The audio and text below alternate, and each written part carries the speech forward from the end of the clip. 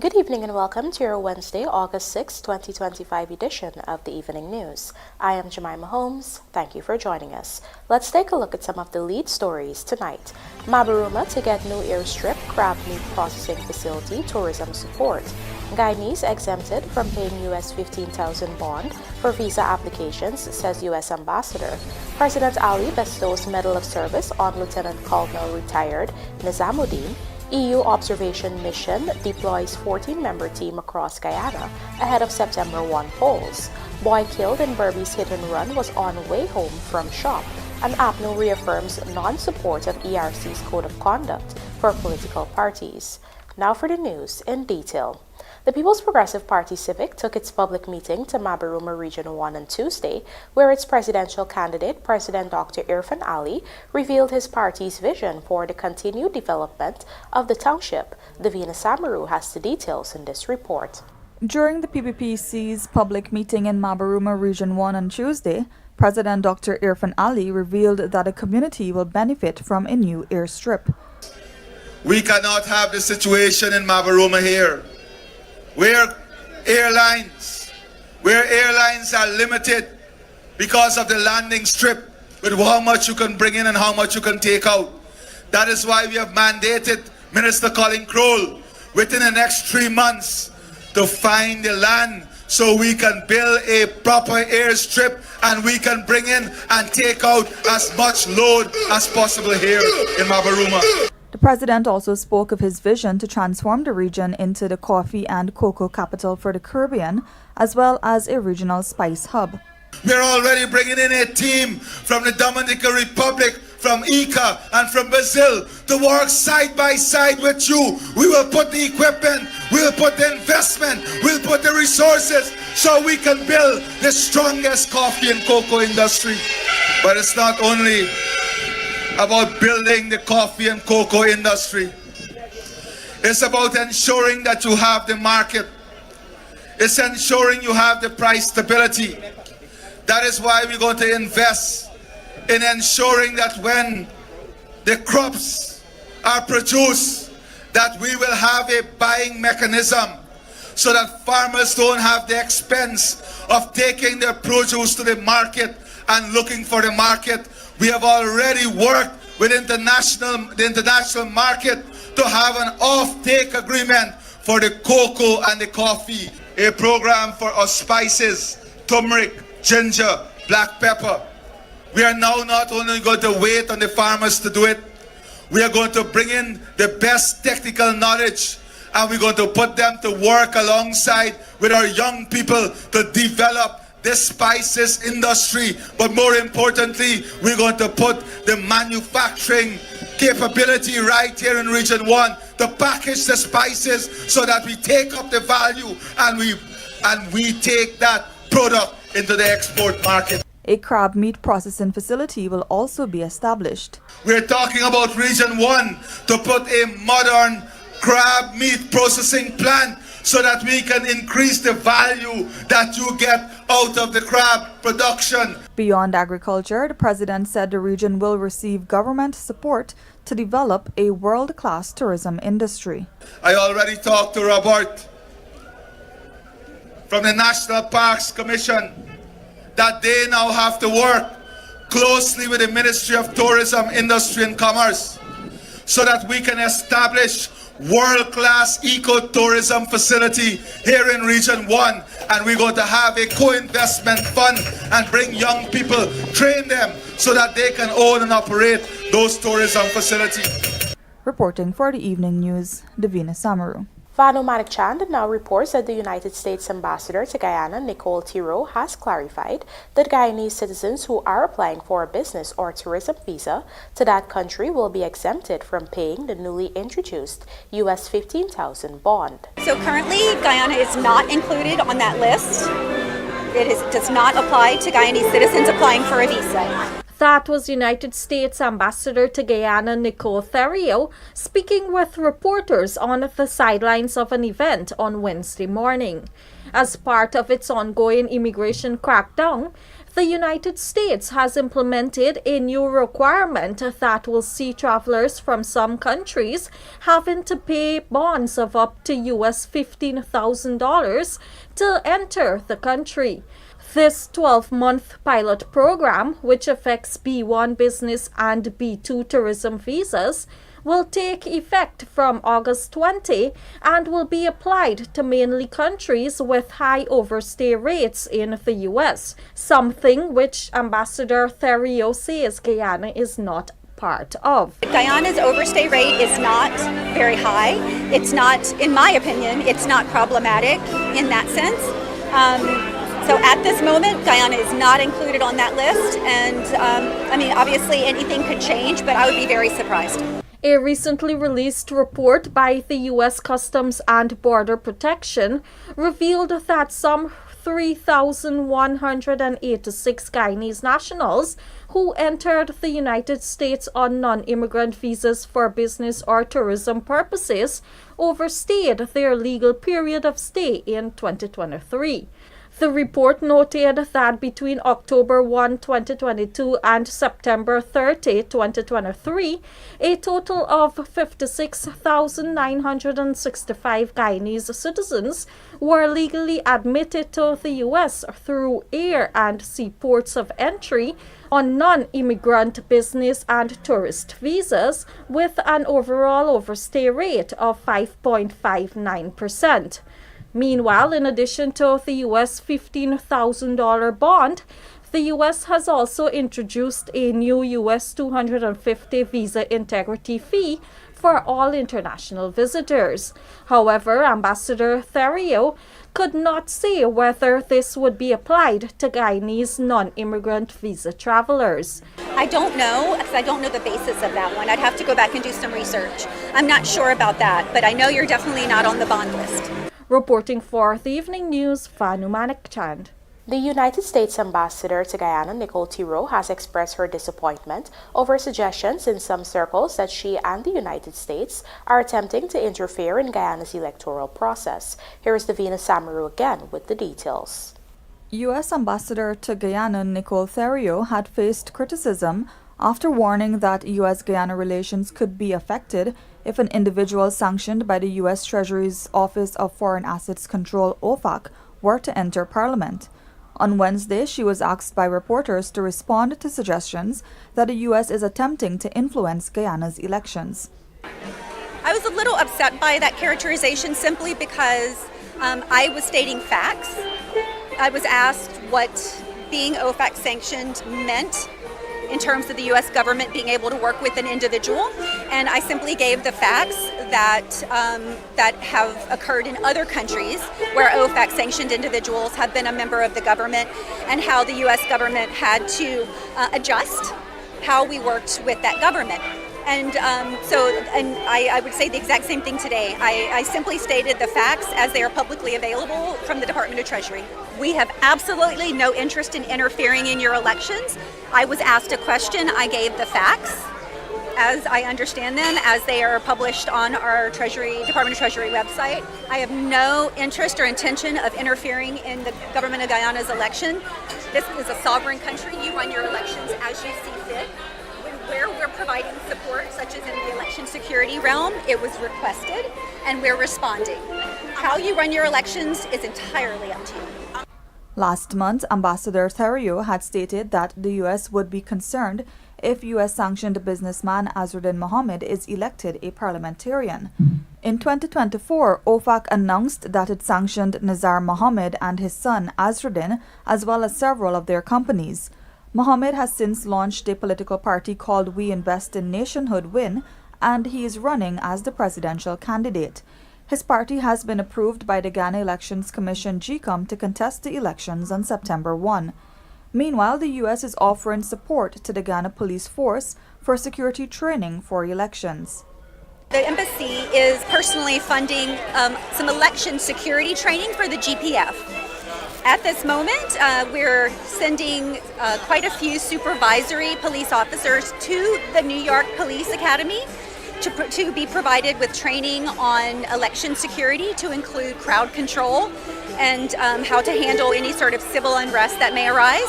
We also have a team from the Miami-Dade Sheriff's Department coming in on the 18th of August to do training with both the supervisory but also the line police officers, the guys who are out on the street, to do training with them on exactly the same thing, election security, crowd control, etc. The other parties contesting the elections are the People's Progressive Party Civic, the Partnership for National Unity, the Alliance for Change, the Assembly for Liberty and Justice Party, and Forward Guyana Movement. As part of their work to monitor the upcoming September 1 general and regional elections, the European Union Election Observation Mission has deployed 14 long-term observers across all 10 administration regions in Guyana to monitor electoral activities. Vanu Manikchand has the details. The deployment of the 14 long-term observers to various administrative regions across Guyana has effectively kicked off the European Union Election Observation Mission's full-scale monitoring activity. According to Deputy Chief Observer Vanya Angelova, the work of these observers will provide essential insights and form the basis of the mission's impartial and fact-based assessment of Guyana's electoral process. Our long-term observers will meet with the different stakeholders in the regions. They will meet with political parties and candidates contesting there. They will meet with the local branches of the election administration. They will also meet with the civil society, local media, and all other interlocutors who are present on the ground. And they will make independent, neutral, and fact-based assessment of the election preparations and also the election process in general in the different locations where they are deployed. Our observers will cover all 10 administrative regions.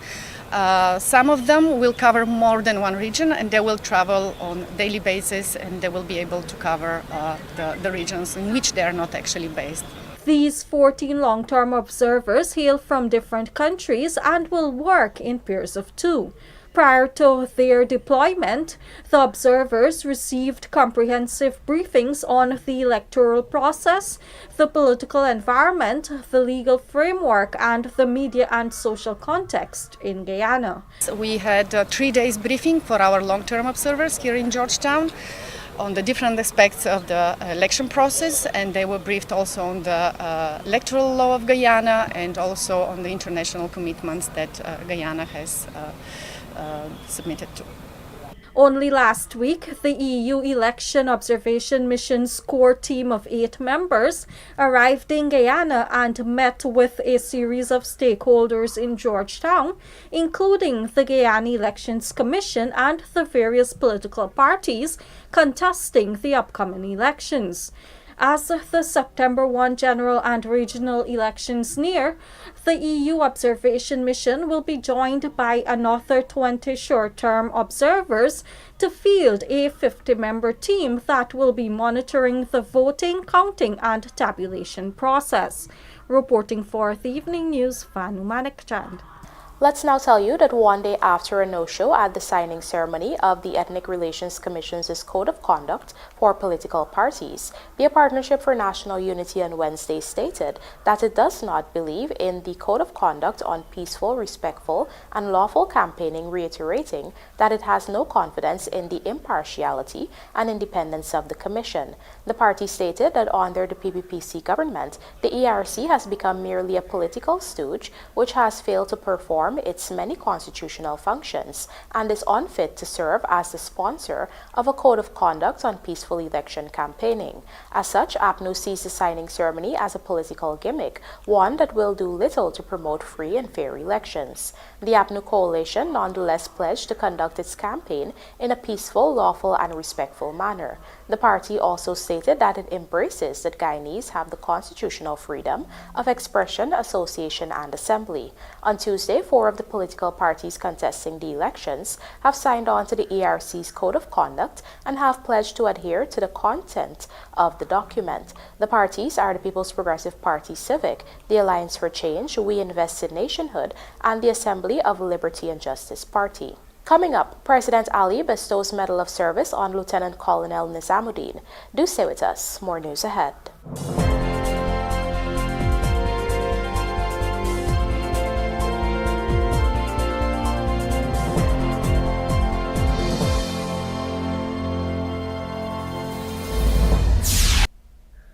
Looking to bring your dream home to reality? Or simply taking on a home improvement project? Then National Hardware Limited is where you should start. Let us put that touch to your home.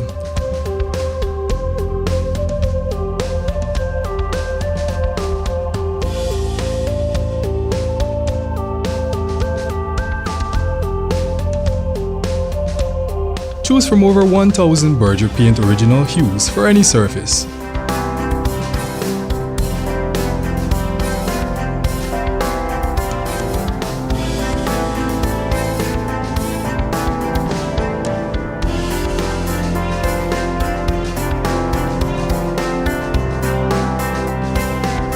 We are known for our trusted brands such as Westinghouse, Philips, Sadco, Rubbermaid, Pyrex, Gibson Home, and so much more. National Hardware Limited, your do-it-best store. Located in downtown Georgetown and industrial site Rhymeville. 100 years ago, the Mobile Delvac brand was born to solve a problem: the high levels of pressure and heat generated by diesel engines. As the decades passed, the world evolved.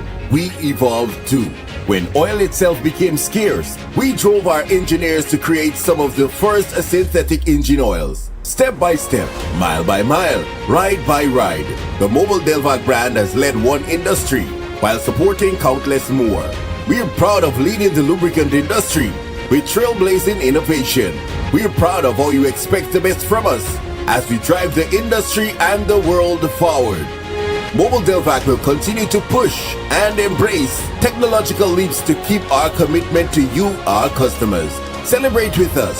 Mobile Delvac, 100 years of expertise and experience. Guyana is the authorized distributor of mobile lubricants.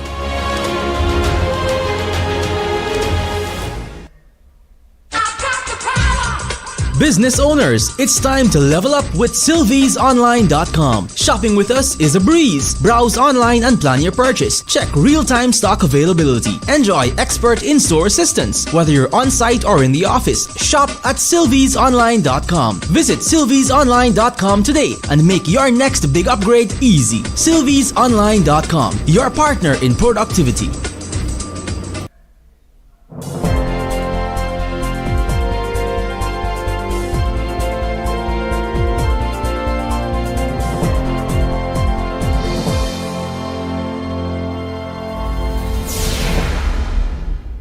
Welcome back. You're watching the Evening News.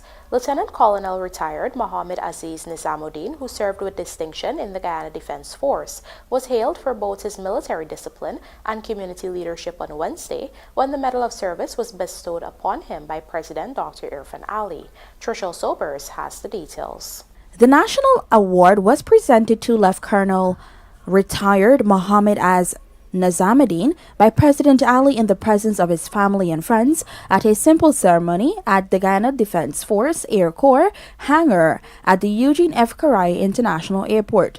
Lieutenant Colonel NEZAMUDEEN celebrates not just longevity in service but excellence, patriotism, mentorship, and a legacy that transcends generations.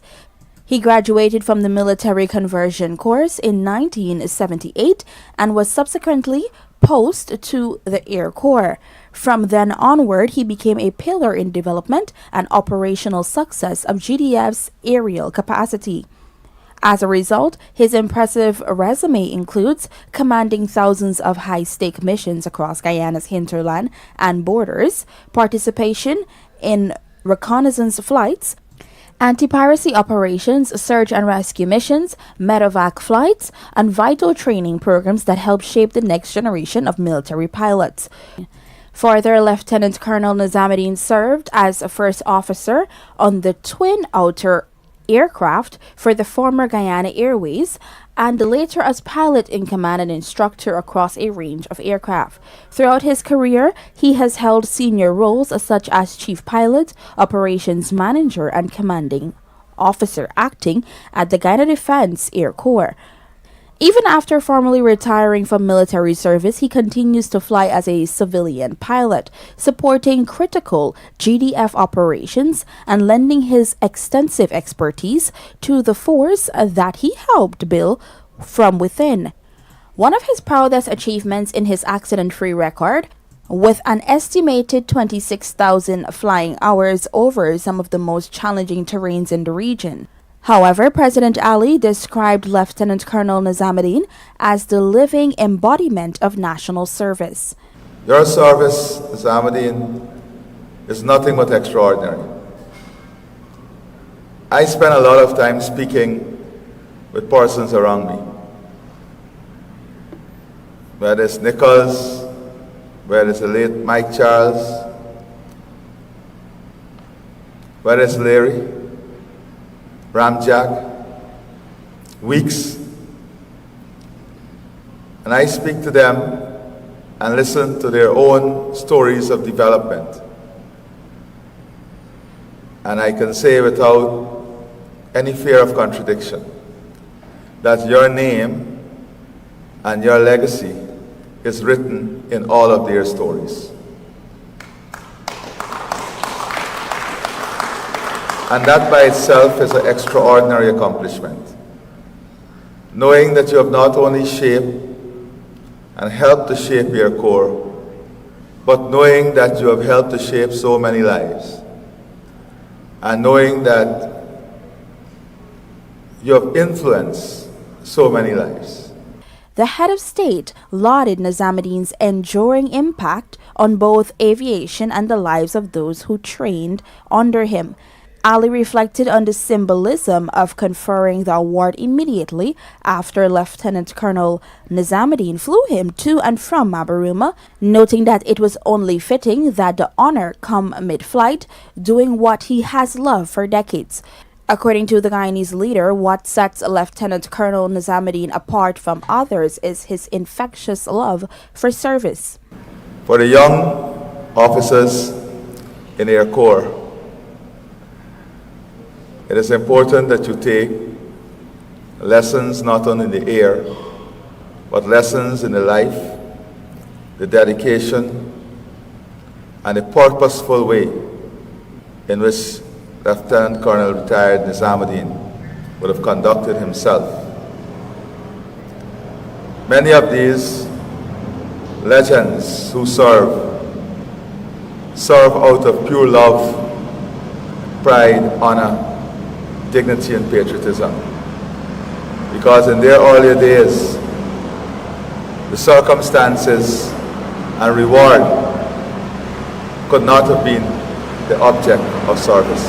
I still see the pride and joy in every flight that you command. I still see the level of excitement in your eyes in every successful mission or flight. And I am amazed at the way in which these extraordinary personality of our country conduct themselves. Lieutenant Colonel NEZAMUDEEN has devoted more than 50 years to aviation and national service, beginning his military career after completing overseas training and returning home to enlist in the GDF. Trishelle Sobers, Evening News. Guyana has welcomed the 36th cohort of Peace Corps volunteers, marking another step in the long-standing partnership between the country and the United States aimed at deepening community development, education support, and cultural exchange across all regions. The Peace Corps volunteers, who come from diverse backgrounds and professional disciplines, will be deployed to various communities throughout Guyana to support initiatives in education, health, youth empowerment, and capacity building. Many of them will live and work in remote and underserved areas, helping to bridge the gap and support sustainable local development.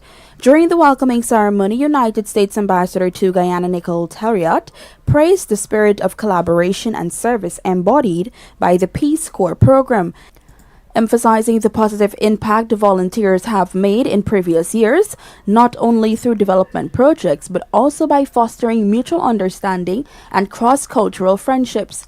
Addressing the new volunteers, the ambassador encouraged them to explore, eat the food, and embrace every aspect of their new environment. To the community and school counterparts who have asked for and received a volunteer, thank you for taking the time to exchange views and ideas, to work side by side in making a lasting impact in your community and with Guyana's youth.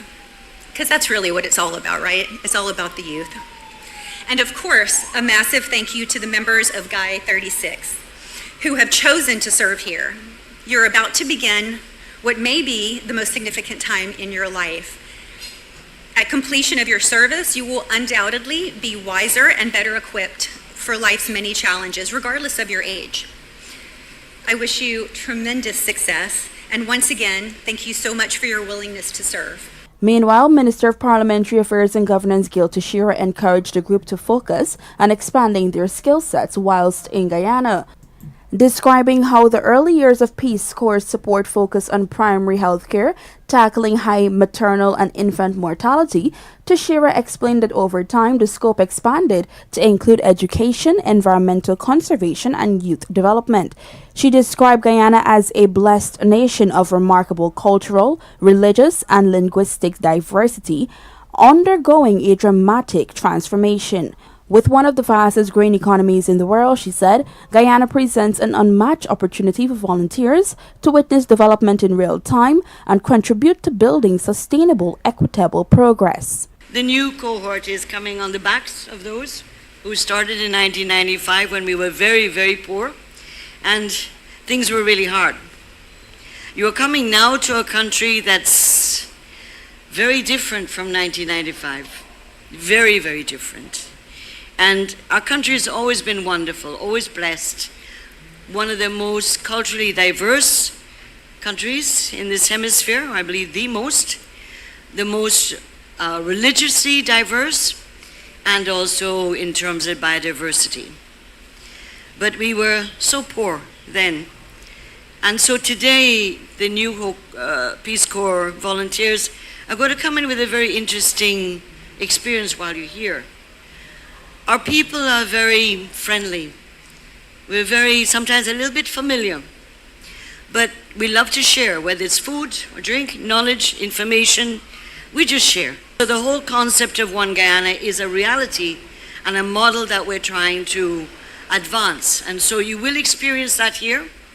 You will also experience the challenges of climate change, you are very sensitized, I'm sure, in your training to do with the border issues, but also to the speed at which we're going as a country in terms of infrastructure, human resources. In March of 1961, President John F. Kennedy created the Peace Corps to provide human resource and technical assistance to developing countries. The Peace Corps was first active in Guyana from 1966 to 1971 and later returned in 1995 at the invitation of then President Dr. Chetty Jagan. Since its establishment, more than 900 American volunteers have supported numerous communities throughout Guyana. In fact, since 1996, more than 240,000 Peace Corps volunteers have served in 142 countries. And in Guyana, over 1,400 volunteers have served since 1966, with a break from 1971 to 1995. Trishelle Sobers, Evening News. 8-year-old Sahil Naipal, a former pupil of Crabwood Creek Primary School, was reportedly on his way home when he was struck down and killed by a speeding driver who initially fled the scene but was later apprehended. Our BERBICE correspondent Andrew Carmichael visited the grieving relatives and filed this report. The now dead boy had visited a nearby shop with his father, who ensured that he crossed the road safely before running other errands. Police confirmed that the child was struck down by a car PAK 6598, which was at the time being driven by a 21-year-old man also of Crabwood Creek, who after the accident sped off the scene, leaving the injured child in a nearby trench. However, the quick response by the police led to the interception of the car at Crabwood Creek and the arrest of the driver. The police said the driver claimed that the boy ran across the road from the west to the east, and in so doing, the front side of the motor car collided with him. At the home of the grieving family, the child's mother, Devi Ramkisoon, recalled that she was at home preparing meals when her son left home with his stepfather to purchase something from the shop. She related that the child was safely taken across the road and was heading home when he was struck down and killed. He went to the shop with my husband, and my husband crossed over the road to go home. That is Bonsamal area, and he already there over a little bit more for like when he hit to there, he's already for reach of the street. When the car hit him? Yes. And where the car hit him, he pitched still in the sun. No, he went a left, he crossed the road and he gone at the village office. He ain't watching because he just got the road with bicycle, he just got, well, I just get scooter. He just got road with bicycle, I would trust him. Up to this morning, he go shop about 2 times buy bread and what thing and he go and come back. Speaking about Tuesday's incident, she said she pulled her son's lifeless body, which was submerged in a nearby trench, while relating that 3 years ago she lost her eldest son, who was 10 years old.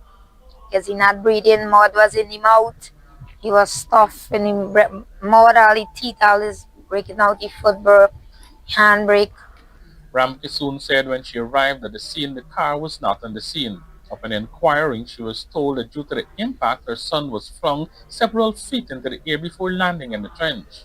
Me and my neighbors run and pick up the child from the drain, haul it out then. He dies a very condition, he pants, all tear out everything. So it's a bad, dangerous hit he get. We really need justice. The aggrieved mother is calling for the errant driver to face the full blunt of the law. Justice for my son. I want no thing for thing. I just want to go to jail. I don't want no settlement or nothing concern or bury or nothing. We can do everything myself. He bring food space and he's doing very good to school. He's not a children. He's not a bad children. He don't beat nobody or nothing.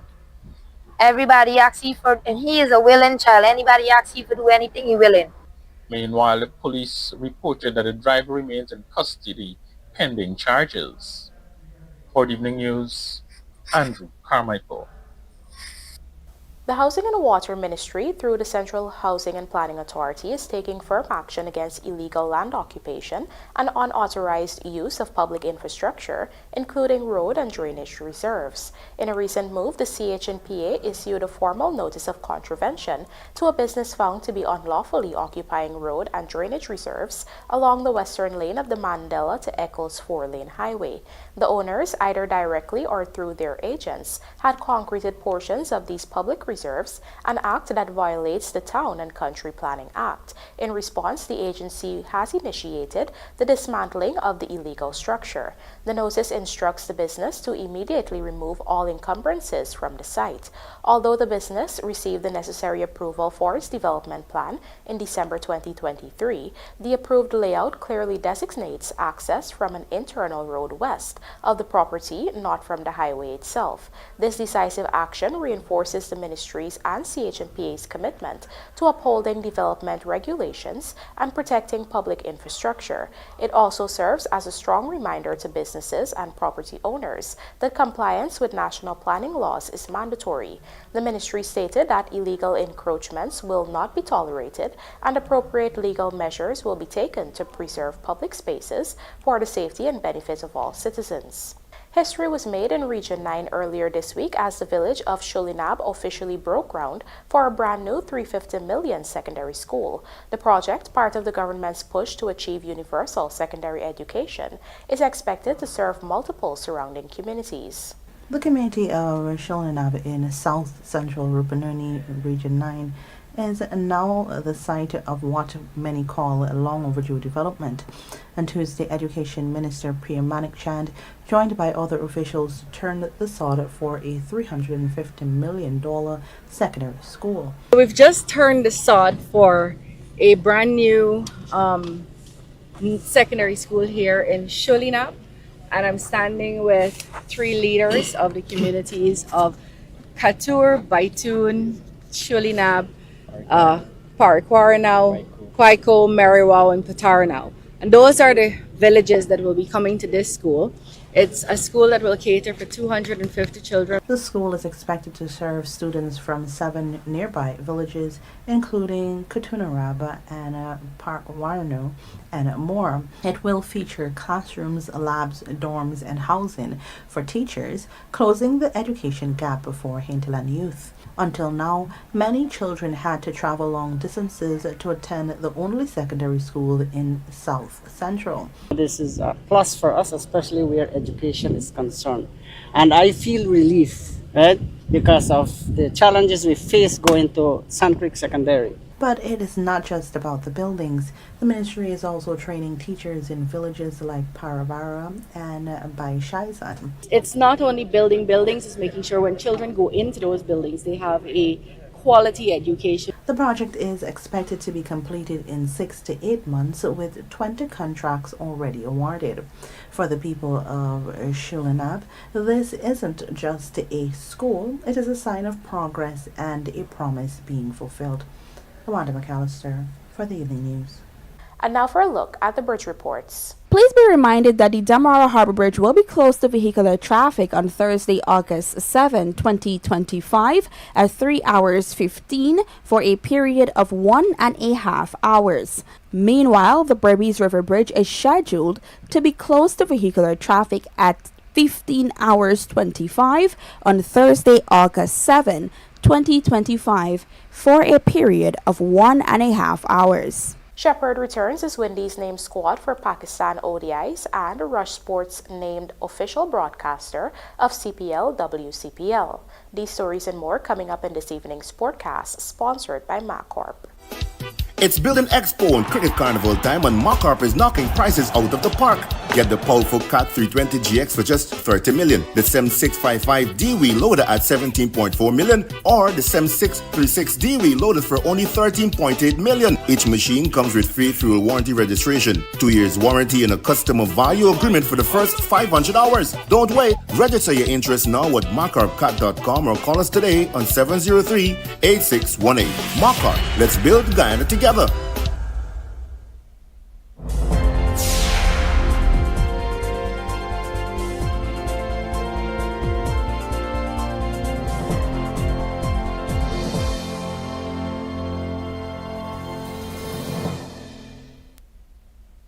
You know, I've been thinking, since I moved over to the west side, this is the perfect location for put up a food stand.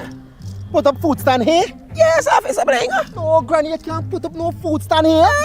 Why not? Because the gas to energy pipeline. Gas to energy? Why is that? They can bring gas from offshore to region 3, that can turn into electricity and other things. So what about if Granny put it up over there? No, Granny, listen. This whole area here, from here to the West Bank, is considered the right of way. So nobody can build, plant, dig, or burn nothing here. But what if I am? No buts, Granny. Listen, you could get yourself or others hurt. Watch, you see this number here? You call it if you see anybody doing anything out of the way or doing anything they're supposed to be doing, like building, digging, or burning stuff on the right of way. All right, grandson, I hear you.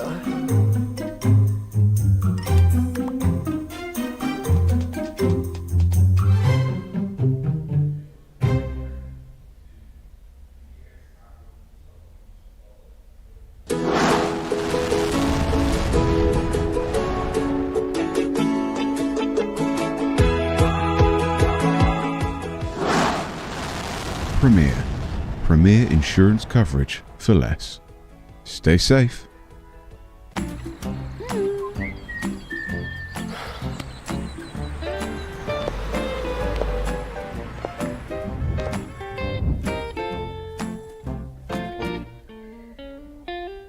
Premier insurance coverage for less. Stay safe. In today's tough driving conditions, every engine faces 3 powerful enemies: engine heat, pollutants, and frequent short trips. Each factor is a direct cause of engine sludge. a buildup of dirt that can block vital oilways. This triple threat demands triple protection. Castrol GTX's Triple Protect Power is engineered to fight these three main causes of engine sludge.